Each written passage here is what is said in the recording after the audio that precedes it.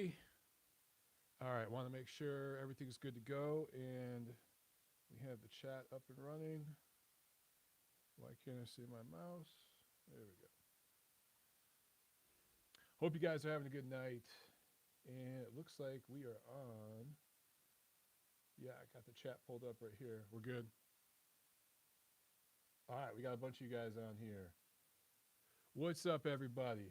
I know, 7:02. We're on a couple minutes late here. We just wanted to make sure we had everything set up perfectly. So, all right, cool. We are on. So let's go ahead and get the show started. And then, here, let me set this up just a little bit here. So that's the number back there. Hopefully you guys can read that. If not, I'll find a better place to put that. So that's the number right there, 213-287-7787. We will open up the phone lines in a little while, okay? We're going to get some things started. Are you guys having volume issues? Hang on one second. Did that solve the volume issues? If you guys, it's all right. They're saying low volume. All right, what about that? Is that better? I got an idea. Let me try this. I'm going to pull up my volume right here. Let me know now. Volume good to go? All right, guys, cool. All right, let's go ahead and get it started then.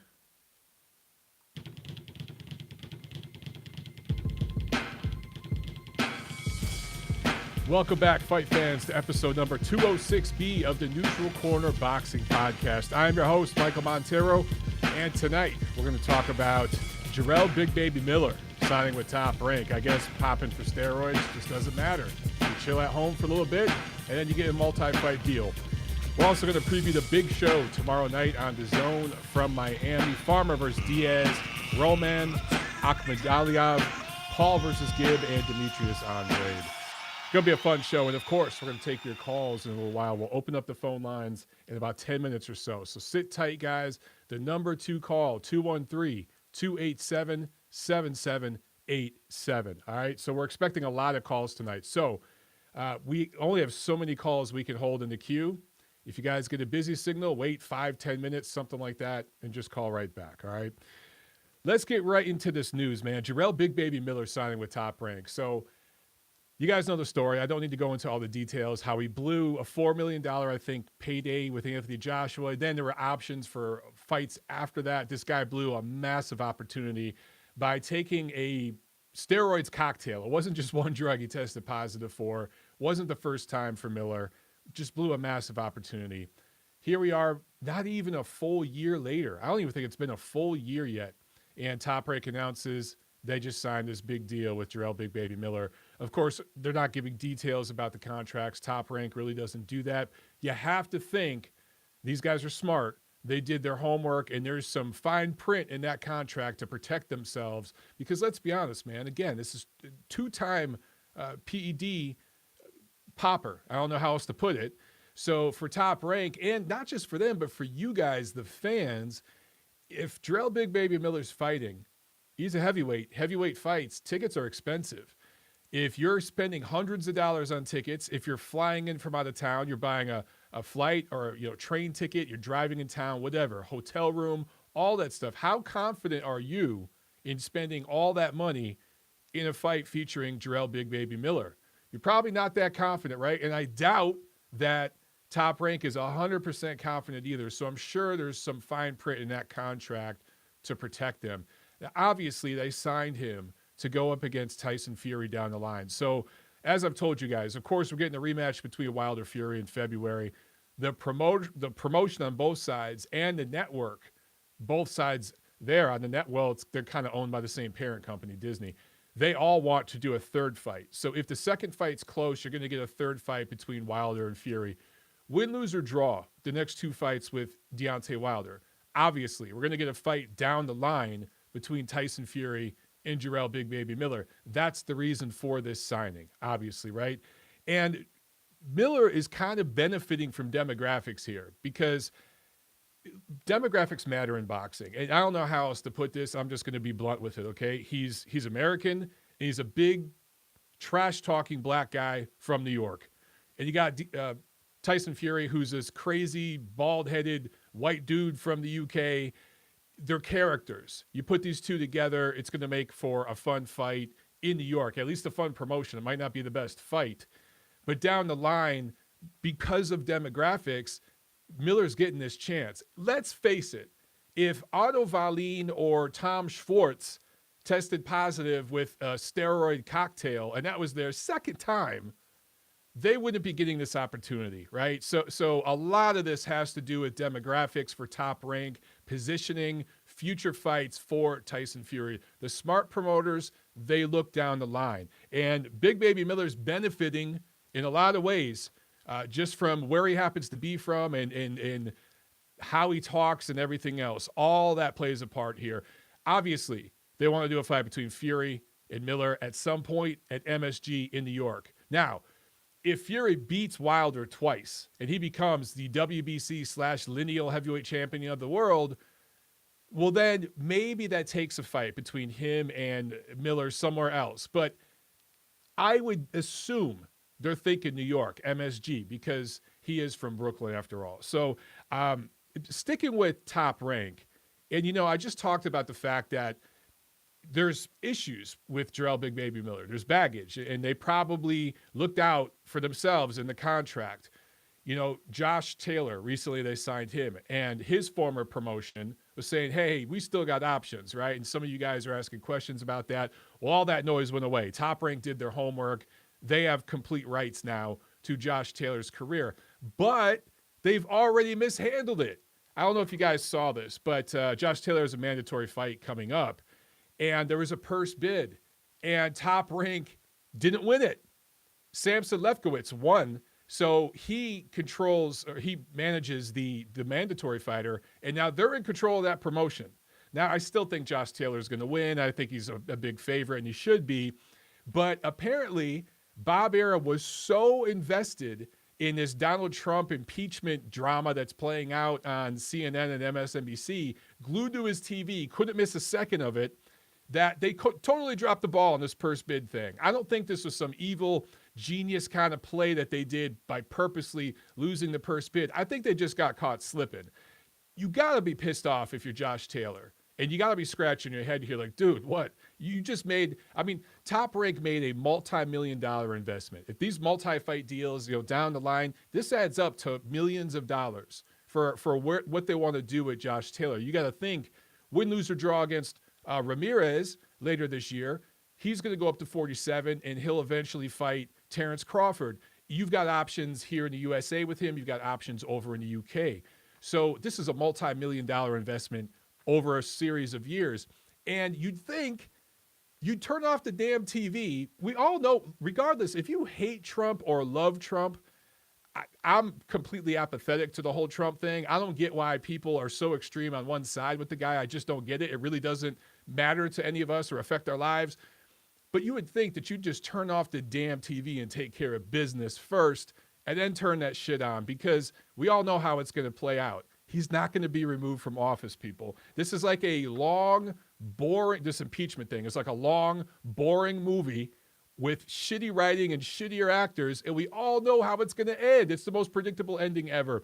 So, and just Grandpa Bob, if I could give you guys some unsolicited advice, never let your politics or your religion or anything that you feel strongly about, whatever it is, get in the way of you taking care of business and being responsible for the people that you are responsible for. That should always come first. You take care of business first. Yourself, your family, it might be your friends, it might be your loved ones, your community, whatever it is. You take care of all that shit first, your job. Then you worry about your politics, your religion, whatever that shit is. Business always comes first. And Grandpa Bob knows that. That was a huge, huge drop of the ball right there, man. Wow. All right, let me, that's it with news and notes tonight. I'm going to get us set up here on the phone lines, guys. So let me see if I can do this. It was a struggle last week. It's going to take here a couple minutes here. All right, so let me call in, make sure I'm muted. And then, of course, for you guys who can't call in, all right. For those of you who can't call in, We still have YouTube chat, right? So, all right, why is it not calling through? I might have to harass Tiffany. It's not going through. All right. That's not good. Hang on one second, guys. This is just going to be the growing pains of this process, man. All right, for whatever reason, Skype is not liking my... I hear Tiffany running downstairs to help me call and get the phone line set up because it is not working. I have my line muted, not theirs. But I'm calling it and it's not going through. It keeps saying I just tried to call a number. It doesn't work. So, calls. That one. I don't even know how to type the number. Yeah. Meanwhile, we're live and people are watching me do this. So, okay, how do I do a new call? Yes. Type in this number. Hang on, guys. I really sincerely apologize. I will edit this out of the audio podcast. You guys watch it on YouTube, just going to have to deal with it. All right. Skype is not working. So I call into this thing through Skype to get it going, and Skype is just not wanting to cooperate with me.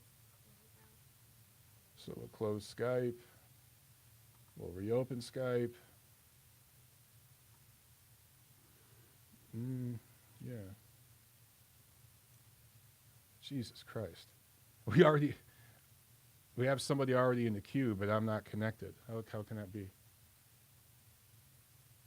All right, guys, I don't know what's up with the phone lines here. I might have to restart everything because it is just not working. Well, you know what? We have a call in the queue from 317. I could try them. Let me try this one more time. And then 818-794. Boop, boop, boop. Call number. Nope. Okay. Let me see. 317. I'm going to go to you, and I'm going to see if you come through here on the line. 317, you are on the neutral corner. Can you hear me? 317, are you there? Yeah, something's not working.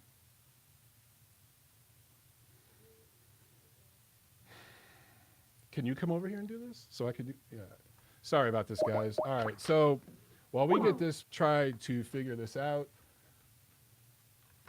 Super chat pledge from Gideon P. He says Skype is Army proof. Yeah, Marine proof too, obviously. Dude, literally we got down here an hour ago and I tested everything. I restarted every device, restarted the modem, everything, and made sure everything was good. And it completely just bombed on me here. So this is, I've talked to several people who do this on their show, and they've all told me, dude, several times a year, these systems are just going to completely shut down, and you're just going to have nights where it doesn't work. So I guess that's just technology. So they probably set up a new thing where we have to pay for it. Okay. Well, guys, it looks like we might not have calls tonight, and that really sucks because we got a bunch of people in the queue. Are you okay with this? Yeah, do it if it'll work. Hang on one second, guys. So if we don't mind tech specialist Tiff working her magic. Yeah. Tiff's all mad because she's literally in her pajamas watching TV upstairs and was not prepared to be on camera. All right, let's see. Can we call the number now? All right, looks like we might be good. Thank you for calling Call-In Studios host and call screener guys, line. Please enter your show number and press running. Hang on one second while I get this set Enter up. your 6-digit PIN number. Welcome, host. You are now in the host room and can manage your callers from the Call-In Studio web interface. All right, 317, you were on the neutral corner. What's up? Hey, what's up, Mike? This is Jack Alter. How you doing, man? Jack, what's up, man? I'm so sorry about the damn tech difficulties, man. We had some issues here. So did you hear all that? Because I saw you were in the queue. Did you hear that? Like this whole thing? Yeah, I did. Oh, shit. Okay. I heard sorry the whole about thing. that, man. Well, what's up? What's going on? No, you're good. Just excited to be on the show. I bit my tongue in sparring really bad recently, so if I sound like Mike Tyson, that's not what I actually sound Dude, like. I've done that plenty of times. We've all done. In fact, I have a scar on my tongue that healed all funny. I have like a bump on my tongue that I have to go to the dentist to get cut off because I cut it. I had a mouthpiece break and it like just tore my tongue and healed all funny. Like, do you have the mouth guard that like molds to your teeth? Like that works. That's the one I have. Use that one, dude. It's worth the extra money. So what's up, man? What you want to talk about? You know who my boy is, but I want to talk about a man who I hope Triple G fights soon, Demetrius Andrade, because he has a fight coming up. I don't want to say anything bad about Andrade, because I'm on your show. It's your show. I'm not a fan of Andrade, but I just want to know what you think all around, like the whole everyone avoiding him. Like people are saying, oh, Canelo and Triple G are avoiding Demetrius Andrade. I don't. It's not. I think they just aren't paying attention to him. I don't think they're ducking him because they're like afraid. Like, so what do you think? You're the man. You know everything. So what do you think? I don't know everything, but here's my opinion. Okay, first of all, as far as Demetrius Andrade, the guy, he's kind of a weird guy. He's kind of an odd guy. Just meeting him in person and seeing just the way he kind of talks and acts, he's a little different. And I think that like if he ever got a chance to like, get in front of the public's consciousness, I think he might get some fans just because he's such an odd kind of guy. But as far as him as a fighter, man, dude, he went pro. I was actually going to talk about this later in the preview, but this dude went pro, I think in 2008. He's been a pro for 12 years and he has 28 fights. And not all that is his fault because some people have avoided him, but a lot of that is his fault. Like he had a fight lined up with Charlo. He backed out in the last minute to sign some deal with Rock Nation that ended up being a terrible deal. And now he's with Matchroom, who's one of the best promoters in the sport. He still can't get a damn fight. And you talk about being avoided, right? And I know Triple G's your guy. Obviously I'm a big Triple G guy too. When Triple G was being avoided and literally could not fight in the US or in Germany because of the litigation he was going through with his promotion at the time, he got busy. And a lot of people don't know this about him. He was literally fighting to make just enough money to pay his team. He was barely making any money there for a couple of years while he had a title, okay? He was just getting busy fighting 3-4 times a year once he got to America. And he was getting paid $500 grand, $600 grand. It's not like he was getting these big checks. That's what Andrade needs to do. He just needs to get busy and fight guys. He's fighting Luke Keeler, right? Luke Keeler is who he is. Fight him, destroy him, pulverize him, dominate him, look good doing it, and then get in the ring 3 months later and do it to another Luke Keeler. That's what he needs to be doing right now for the next couple of years, and then the Canelos and the Golovkins will come. But right now, he just doesn't command. Why? If you were Golovkin or Canelo's got a ton of options. Forget him for a second. If you're Golovkin, you want that third fight with Canelo later this year. But also, man, you could go to Japan and fight Murata for a ton of money. You have a mandatory. That's who he's going to fight this spring, the Polish kid. So you have all these other options. Why the hell would you fight Demetrius Andrade? To get his title? Who gives a shit? At this point, honestly, who gives a shit? So I think he's a talented fighter, but he hasn't done dick at 160 pounds. He didn't do a whole lot at 154. And a lot of that's on him, man. So, people can say he's being avoided, he's being ducked. He needs to just get busy and create the demand. That's how I feel. Yeah, absolutely. I was watching him, and I know styles make fights, but I was watching, when Sulecki fought Jacobs, he did some really good work against Jacobs, and he fought Andrade, and he just got demolished. And I really want to see Andrade lose. And I was watching the Sulecki fight, and it was already like 6 rounds in, I know Selecki can't punch, so I was like, yeah, Andrade won already. You ever had that where you have a fighter you don't like, and he's winning the fight against someone that doesn't punch hard, and like he won just from like early on? That's the worst feeling, man. Well, sometimes in a fight, you could just tell. I mean, there's been fights that I've watched where I predicted it would be a knockout, but after 3-4 rounds, you could just tell by the body language of the fighters, the rhythm of the fight and everything, this shit's going all 12. I don't need to watch this. I already know what's going to happen. And I'm talking from ringside. I've been ringside for a lot of fights like that because you see a lot more ringside than you could even see on TV. Although sometimes on TV you see more. But tomorrow night, dude, Andrade, if he fights Luke Keeler and that goes 12 rounds, holy shit. On paper, he should be able to plow through this dude. And the thing is, he's dominated his opposition recently, but there's also times where he looks lackadaisical and looks awkward in the ring. He doesn't look dominant. He just doesn't have that aura about him. And some of that just might be his personality, but that's how you build demand. Or they're just own commentators. Oh my God, don't get me started on that shit. Dude, My bad. I didn't mean to interrupt you there, but the DAZN commentators are insane. Like Chris Mannix was saying, like he said after the Triple G fight, he was like, well, Triple G does not want to fight Demetrius Andrade. No one's gonna pick up the call. And Yeah. I'm like, bro, dude, shut up. No Chris one's Mannix afraid. was even worse on Twitter, saying that he was ducking Derevianchenko, and now they just fought. So look, it's not just the zone. It's ESPN with the Tyson Fury lineal shit. I mean, that drives me nuts. The Fox PBC guys, they're horrible. They're all now basically promoters. So that's basically their role now. The networks, they're promoters. So just what's best to do sometimes is just to turn the commentary off, or if they have a Spanish feed, I speak a little bit of Spanish, so I can pick up on that too. Sometimes the Spanish commentators are hilarious, but if you don't speak the best Spanish, put on the Spanish feed and watch it there. You'll enjoy the fights a hell of a lot more, man.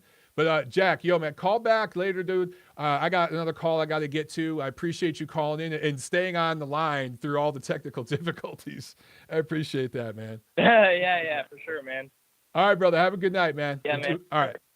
Yeah, you too, man. Bye. Bye. All right, let's see. We got, let me get to one other call real quick. Let's see. What is this one?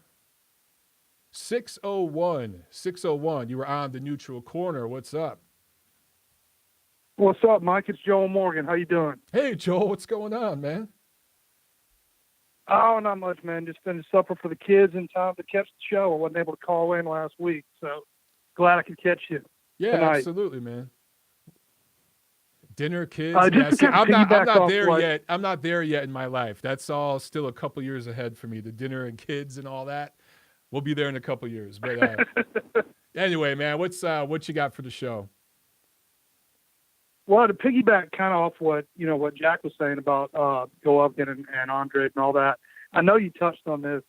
How happy are you that Triple G is finally off the mountain and ditched Big Bear, even if it's just temporarily? Yeah, dude. And look, I kind of got into a mini argument with Abel Sanchez about this. I mean, Abel's awesome, and I consider him a friend, and I'm friends with his family members and stuff. But he saw some things I said about the high altitude training, and he hit me up and was like, "Hey, man, bring your ass up to Big Bear, and I'll show you how tough this high altitude training is." We had a good convo about it. It was no disrespect to Abel or to any of the guys that do high altitude training, but I've heard. And there's science that goes both ways on this, but I've just heard that for older athletes, it's one thing if you grew up in a high altitude environment. If you grew up way in the mountains and that's kind of just what your body's used to, it's different. But if you go up there for 10 weeks at a time or whatever it is, and then the rest of your time you're on, sea level, for older athletes, I've just heard that it's not good for recovery. And without getting into the science with the oxygen in the blood and all that, there's a lot of science that suggests it's great to go up there for 2 or 3 weeks and kind of do like a mini boot camp, but then you get back down to sea level and you do your regular training. And I don't know about you, dude, but the last couple fights with Gennady, later in the fights, he looked fatigued. Now, it could just be him getting old, but I wonder if that high altitude training and the recovery and everything This is a dude who's had a long career. You know, he's been boxing at a high level. You go back to the amateurs for like over 20 years, like 2/3 of his life. So I just think that this is going to be a good change for him, and I expect him to look really good in his next fight against that mandatory fighter.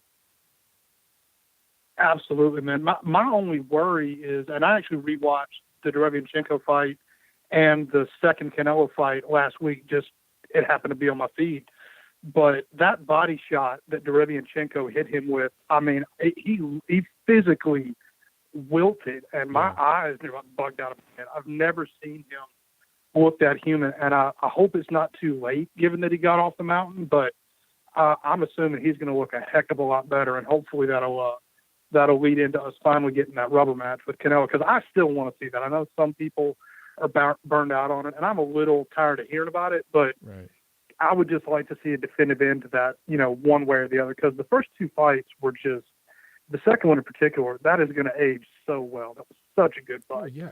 Dude, we're going to be talking about those fights the way people talk about Pacquiao and Marquez, Pacquiao and Morales, just some of the, just, I'm not going to say, yeah, I guess that was the last era. I know Pacquiao's still around, but he's just a freak of nature. That was the previous era, right? Some of those great trilogies, Vasquez, Marquez, that's how people are going to be talking about Canelo and Golovkin. And, you know, you talked about the fatigue factor with that third fight, that rubber match. I'm with you. You know, I think a lot of people were just sick of hearing about it and sick of all the diva shit and the back and forth, A side, B side. But if Golovkin fights the Polish kid, the mandatory, which should be in Chicago, I think like in April, and looks really good and calls out Canelo, and whoever Canelo fights around Cinco de Mayo, he looks really good and he calls out Golovkin, guess what? Everyone's going to be interested again. That's the way it works in boxing. It's what have you done for me lately? And the one thing I'll say about Golovkin, I still say at some point he's going to get stopped, because he's fought for so long, and just the wear and tear on your body, if he continues fighting on for too long, and especially if he moves up to 168, it might shock people, but he could end up being stopped at some point. It happens to everyone that stays around too long. You know what I mean? And Triple G is a human being. Oh, yeah. So he is. I mean, he just looked as close to invincible as, especially with Lemieux. I mean, that was his peak. I think that version of Golovkin probably would have turned Canelo into a hamburger. Oh, yeah. But, I mean, those two, man, Canelo, I mean, I'm not a massive fan of him, but his talent is undeniable. That dude is ridiculous, which, I mean, if we can get Golovkin, you know, not doing the high altitude training, and then Canelo just keeps getting so much better, I don't know if a third fight would be as good as the second fight, but man, I would still just love to see that. I would too. And, you know, if it ends up that Canelo knocks him out, let's just say, it's possible. I don't see it, but off a body shot, because I see Gideon P in the YouTube chat said Golovkin's got a chin, though. Of course. But I think that he could get stopped to the body. I really think it could happen as he gets up there in age. But if we get the third fight and Canelo knocks him out, I don't think you're going to drop him with a headshot. No, it's not going to happen. But I could see one of these young guns in their physical prime catching him overextended, getting him in the ribs, and dropping him that way. I mean, kind of like we saw with De La Hoya versus Hopkins, right? But what I was going to say is, with De La Hoya and Hopkins, that loss, did that take anything away from the legacy of Oscar De La Hoya? I don't think it did. He was fighting a bigger guy. He got caught. Absolutely not. Yeah. So if that happens in the third fight, then that's what happens. But I think that you do need that definitive end. And I think 90% of people feel Golovkin won that first fight. So this really would be a rubber match for most people. That's the way I see it. Yeah. All right, Joe, I got well, man, I was just going to say. Thank you for taking my call, man. Yeah, man. Great call in. Thank you for calling in, brother. Do it again, and have a good night. All right? You too, man. Take care. You too. All right. We got a couple more calls. I'll get to them real quick, guys. Before I get to the next call, though, I just want to do a quick preview for what we have tomorrow night. Thursday, January 30th, there's a UFC Fight Pass card from Washington State that's on, but the big show is from Miami on DAZN, a Matchroom card. Demtrius Andrade fighting Luke Keeler. 12 rounds, third defense of Andrade's WBO. You look at Andrade's resume, man, you can't really defend it. And again, a lot of it's his fault. Pro in 2008, has 28 pro fights. That's crazy. Tevin Framer going up against Joseph Diaz Jr. for Farmer's IBF 130-pound title. Both these guys are similar height, similar length, similar age, and they're both southpaws. I like this fight. I think it has the potential to be a snoozer, but I also think that if you're in the highly technical chess match type boxing, like a boxing purist, this fight should be for you. Fifth defense for Framer. Fifth defense, man. But you look at that reign, it's been pretty lackluster. He's probably, actually, there's no probably about it. Tevin Framer will be facing the best opponent of his career tomorrow night against Joseph Diaz Jr. Diaz, however, had those 12 rounds with Gary Russell Jr., which I think is going to make him better. And even though I think he's the slight betting underdog in this fight, I like him to pull the upset. I think we could see an upset special. It really wouldn't be a big upset or anything like that, but I do think Farmer's slightly favored. And I think the difference will be the 12 rounds Diaz spent against Gary Russell Jr. I just think that gives him extra experience, extra edge that he can bring into the fight with Framer. Framer simply hasn't faced the level of fighter that Diaz is yet. So I think he's at a disadvantage in that respect. Super Chat pledge on YouTube from Deed3440. Thank you so much. He asks, besides Canelo, who could stop Golovkin? Well, look, if Golovkin goes up to 168, I think there's a couple guys that possibly could stop him there. I'm not saying they would, but Benavidez is a big, strong, physical kid that punches upstairs and downstairs. You know what I mean? He could get down there and land a big shot. He could soften Gennady up upstairs and then get something off downstairs that hurts him. I don't know if Caleb Plant could do that or those guys, but I definitely think someone like Benavidez could. If Bivol could get down to 168 and wanted to fight Golovkin, perhaps he could do that. He's a strong, just a strong fighter. At 175, he doesn't hit quite as hard, but he could make 168. He'd be a power puncher at 168. So it also depends on how long Golovkin keeps fighting. You know, I think he has 4 more fights on that deal with DAZN. So if he fights twice this year, twice next year, that's probably going to be right at the edge where he needs to walk away. If he decides to fight on past that, then the list of people that could hurt him or stop him gets longer. That's what happens, man. It's part of being human, and also it's part of being a clean fighter. And Golovkin is a clean fighter. So back to the preview for tomorrow night, guys. Daniel Roman going up against Murodjon Akhmadaliev. So Roman 27-2-1 with 10 knockouts, and Akhmadaliev 7-0, 6 knockouts. An Uzbeki who now fights and lives out of California, and he's a southpaw. He brings a little something extra element to this fight. Roman defending his IBF and WBO super bantamweight titles. This is another one where I think that Akhmadaliev is a very, very live dog. 2016 bronze medalist in the Olympics. He lost to Robesi Ramirez. Pretty good fighter, pretty good amateur fighter. So no shame in that. Apparently had over 300 amateur fights, 2 seasons with the World Series of Boxing. So not a lot of experience yet as a professional boxer. But overall, on the world scene, he's got more experience than Roman. And he will bring that in the ring with him tomorrow night. So I saw a couple of you guys on the chat, I think, saying that Diaz is the favorite tomorrow night against Framer. If that's true, then okay, then I take back what I said before. But I think in this fight, I'm pretty sure that Roman is the favorite, is the betting favorite over the Uzbeki kid. I like Daniel Roman a lot. I've met him, spoke with him, his team.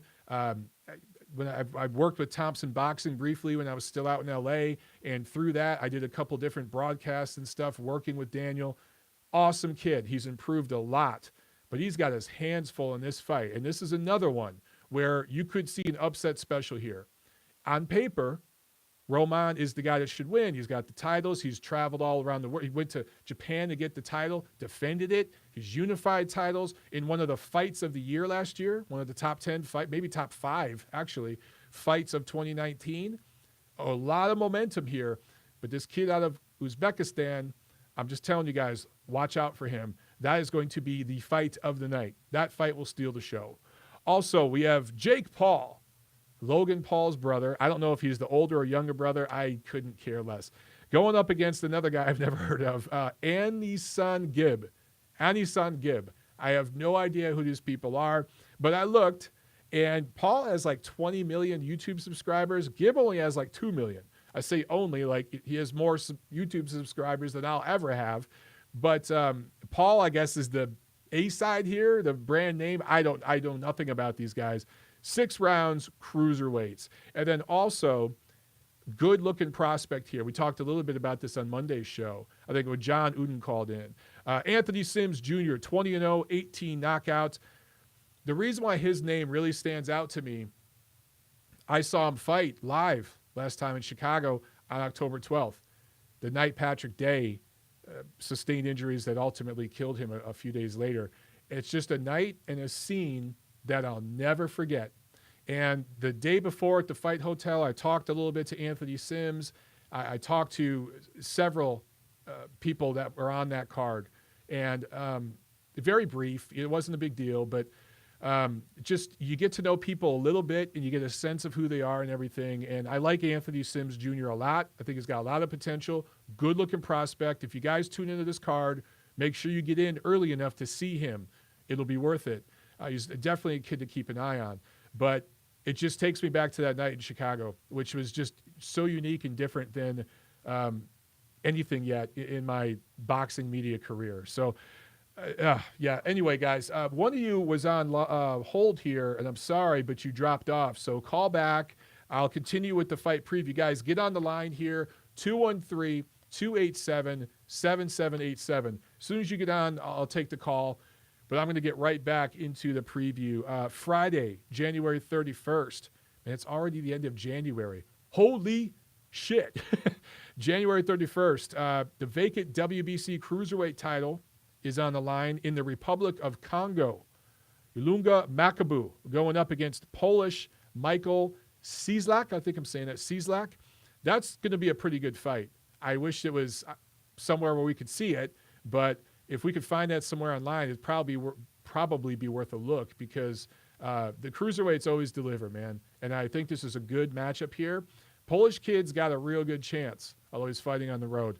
Also, tomorrow, Friday night, Showbox card from Shreveport, Louisiana, headlined by Ruben Villa, 17-0 featherweight prospect out of Salinas, California, fighting a guy who lost to Rod Sulka.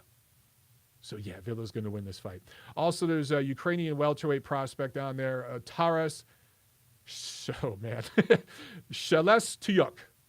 Taras Shalestyuk. I hope I at least got close to that. And then Saturday, February 1st, there's a strawweight title fight from Guadalupe, Mexico. Austin Trout, remember him? He's fighting in New Mexico. That's his home state. An MTK Global card picked up by ESPN Plus from Belfast, Northern Ireland. Not really a good, strong card at all, but you guys, if you're a diehard degenerate junkie, you got ESPN Plus. There's that show from Northern Ireland you can watch. And PBC on FS1 from Biloxi, Mississippi, headlined with Yordenis Ugas going up against Mike Dallas Jr., a welterweight fight. I like Ugas a lot. I think he has a lot of potential. I think he's still kind of sliding under the radar with a lot of people, with a lot of fans. You could definitely make an argument he beat Sean Porter when they fought. Was that last year? Early last year. I think it was in L.A. Correct me if I'm wrong, but I believe it was in L.A. And look, I thought I was cool with Porter getting that decision, but Ugas was very competitive. So he's kind of like right there on the cusp of like the top 5 at welterweight. If you felt Ugas won, I'm cool with that too. It was one of those kind of fights, just depending on what you preferred. But I think that made Ugas better. I think he gained confidence in that fight, and I think he's improving and kind of coming into his own. I see him posting more and more and more on social media. We've had some light interaction together, and it seems like he's just getting more comfortable in his own skin, settling in as an American.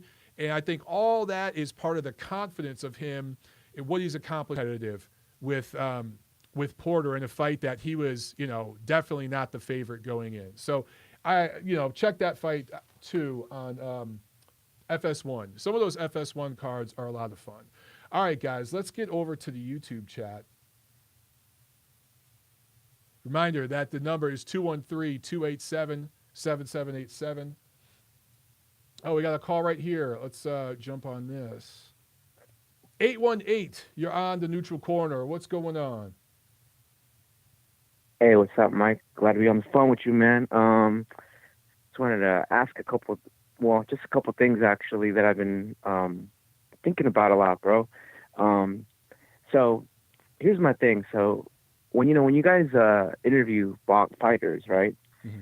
I feel sometimes that you guys don't push the fighters to certain questions, but yet again don't ask them. So for example, Tyson Fury was talking about, hey, I won't fight Usyk because he has no name, or he hasn't done anything, but yet he fights Wallin and Schwartz, right? Right. So go ahead and follow up. Be like, well, you fought Wallin and Schwartz. How come you ain't fighting Usyk? Is there like a rule to you guys when you guys are asking questions, or how does that work with you?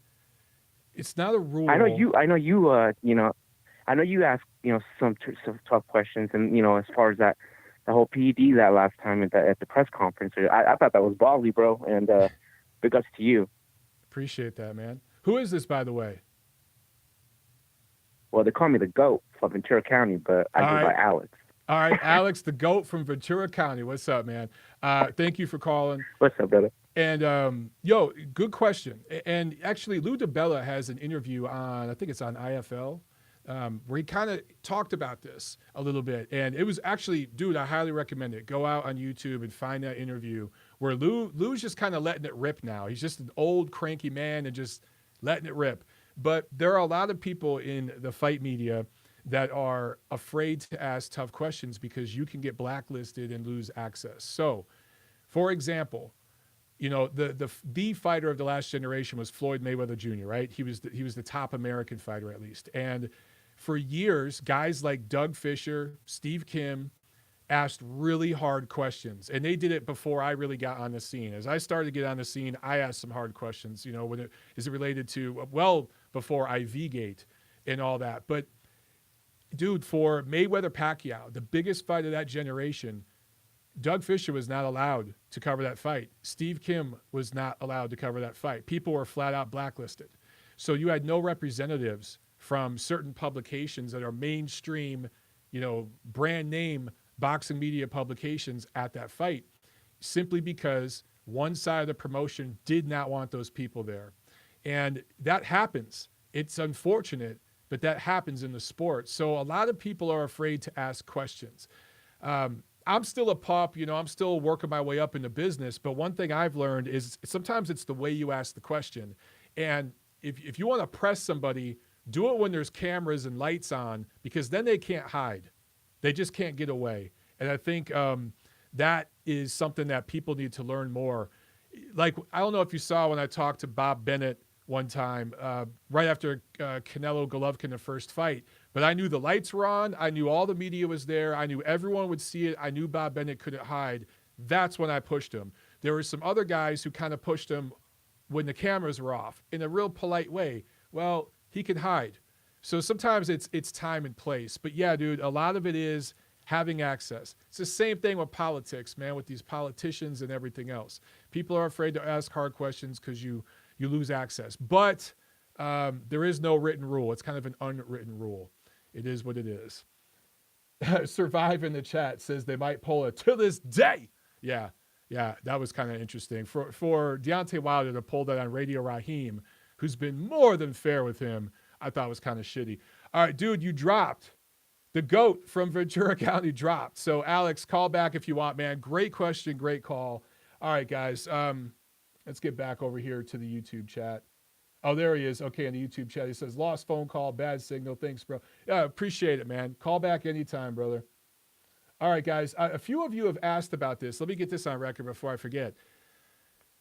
International callers. I'm trying to work on a solution. So UK guys, how many UK guys do I have on here? Because I have an opportunity. I can maybe add a local UK line to this show. It's going to be expensive. I'm going to have to pay a lot of money for it. But if enough of you UK guys will call in, I'll do it. I don't know how much an 800 number would benefit you, a lot of you guys out there, because, if you're in the United States, if you have a cell phone, a smartphone, whatever, it doesn't really matter. 800 number or a local number. 213 is a local Los Angeles number. That's what we're using. It doesn't really matter. It's the same thing. So you guys in Canada, you guys, some of you guys watch from Japan. I got, guys from all over the world watching, Australia. And I don't know what I can do to make a solution here for international callers. So maybe in the future we can add a second line to this, okay? And what I'm thinking about doing, I see one of you guys, Lobster11 in the chat says, or use Google Voice. We might do something like that where we have, a different system where international callers can call in. That's going to require more technology, a more complicated setup that's going to take time to develop. And I know a large portion of the listeners of my show, probably the majority, are overseas. A lot of you guys all over the world watch and listen to the show, more so than here in the USA. So I'm not forgetting you guys, but we're going to try to figure something out. We're going to try to get a solution together. For right now, it's the 213 number, and you guys can call in that way. For those of you who are international and you have Skype, you could call in through Skype. Just call that number through Skype, and it should work fine. So if you have Skype credits, you could call in that way. You know what I'm saying? It should work just fine. But other than that, guys, right now it's just going to be the local U.S. number. So I think we're good for tonight. We don't have any other calls on the line. I know a couple of you guys were on and the calls dropped before. So if you want to call back real quick, get in there, or we'll drop off. But we got the preview for tomorrow and this weekend. We talked about Jarell Big Baby Miller. We talked about Bob Arum, more interested in watching MSNBC than protecting his fighter and winning a purse bid. I'd be so pissed off if I was Josh Taylor right now. But that's it, guys. We got a super chat pledge from Gideon P. He asked, how did I get my start in boxing media? Well, thank you very much, Gideon. And thank you all you guys, all the super chat pledges tonight and all your callers. Man, how did I get started? Dude, it goes back probably over 15 years. I literally got started just blogging on the old school site, eastsideboxing.com.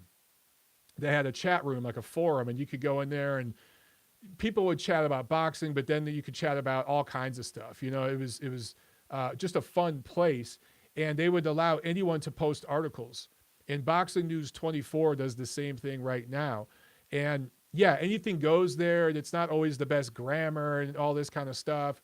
It's not always the best sourced material, but I like the fact that sites like that exist because it gives fans a chance to post their opinions in the form of an article. And that's kind of what I started doing in the early mid-2000s.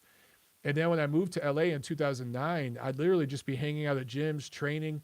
I met some guys and we talked boxing, and several guys were like, dude, you know your shit. You're good on a mic. You're good in front of a camera. Man, you should start covering fights. Like, you should start getting press credentials.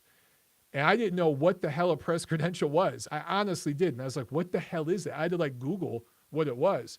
But I had one guy was out of Texas, and the World Series of Boxing was starting in Los Angeles. There was a team in LA for a few years, the LA Matadors. I've talked about this a few times in the past. But one of the guys I used to work out with, and hang out with at the gyms and stuff, he was from Texas. One of the guys in the LA Matadors was from Texas. And there was a local fight magazine that focused mostly on amateur fighters from Texas. You guys have heard me talk about the Texas scene a lot. This is how I originally got plugged in to the Texas scene well before your establishment, top A-lister boxing media players knew what the hell was going on in Texas at the amateur level. So they offered me credentials to cover the LA Matador fights, but focus on their guy, do a feature piece on their guy, and they'd put it in their local magazine there in Texas. So I did that for a while and built my way up from there, dude. Honestly, I have no journalistic training. Can you tell by the way I talk? When I first started writing, my articles were terrible, absolutely terrible. I found a few of them on eastsideboxing.com. Like they have like an archive that I found. And I just look at my grammar and I'm like, what the hell was I thinking? I mean, they were so bad, but that's how you get better. And my advice to anyone trying to get in the business now is just start writing, start posting. And now you guys have an advantage over people before you because you can break through on social media. You can build up social media profiles, on Twitter. Instagram's pretty big, but I think Twitter is really the boxing world's news source. It's Twitter. And then, of course, YouTube. So you can build your way up there. But if you write articles and you write stuff that matters, I think that eventually you get noticed. And eventually in Los Angeles, I got noticed by a few people. And I got noticed by some folks in the UK too. Mark Butcher with Boxing Monthly. I got put on that Boxing Monthly way before I got put on at Ring. I was writing articles for Boxing Monthly's site, but I also started writing for the magazine, and I officially got published in an international magazine. I got some of Tiffany's photos that she took at some fights in the magazine. We did all kinds of great stuff with Boxing Monthly, and I remember taking that to Doug Fisher and be like, Doug, how am I getting opportunities from a UK magazine before an American magazine? And I was able to kind of use that to get on Ring's radar. You guys remember Undisputed Champion Network with Steve Kim? He brought in a lot of young talent into that platform. It's no longer around, but for a while we had a really good thing going there. So I just worked my way up, dude. And it took 10 years in LA, but if you count 5 years or so of blogging back east before I moved to LA, it's been over 15 years I've been at this. But I'd say a good 10 years in Los Angeles, just figuring the shit out. And I learned what not to do, and I'm still learning what to do. I'm still kind of finding my voice in all that. So great question. Hope I didn't bore you guys with that story, but I kind of enjoy telling it because, it's something that I didn't plan on, and it's something that I'm proud of. I'm really proud of because I didn't go to school for this. And I've kind of just figured it out as I went. I've made plenty of mistakes, plenty, and I'll make some more, I'm sure, but getting better every day. One last question here on the YouTube chat, and then we'll go, guys. Let's see. We have Joe56984 who asked, hey, Mike, is Marcos Maidana broke or legitimately hungry to make a comeback?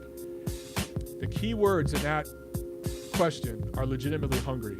Because the man likes to eat.